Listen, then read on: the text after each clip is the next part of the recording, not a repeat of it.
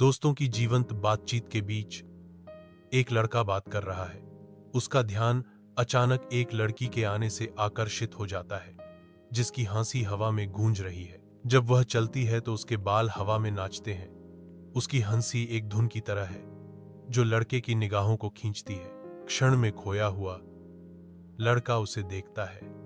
उसके दिमाग में एक आवाज फुसफुसाती है, वह हंसी। यह मेरे सभी सवालों का जवाब ढूंढने जैसा था। रवि ने उसे कोहनी मारी, उसकी तंद्रा भंग करते हुए। अरे क्या देख रहे हो, जाओ उससे बात करो। चौंक कर लड़का जवाब देता है। उसके चेहरे पर संदेह छाया हुआ है।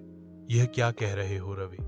मैं उससे पहली बार कैसे बात कर सकता हूं? शांत पुस्तकालय में अनन्या और अर्जुन एक ही किताब के लिए हाथ बढ़ाते हैं।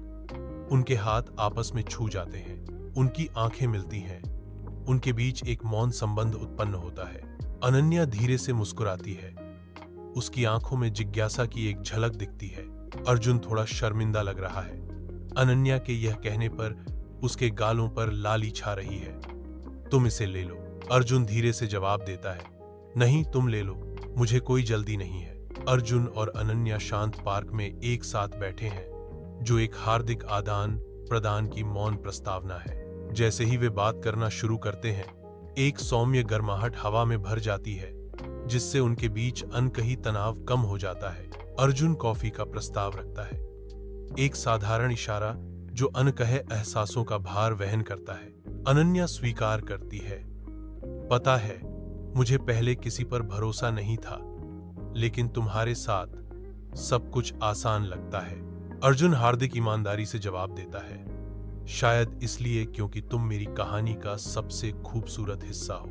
अर्जुन अपनी बात जारी रखते हैं, उनकी आवाज एहसास से नरम है।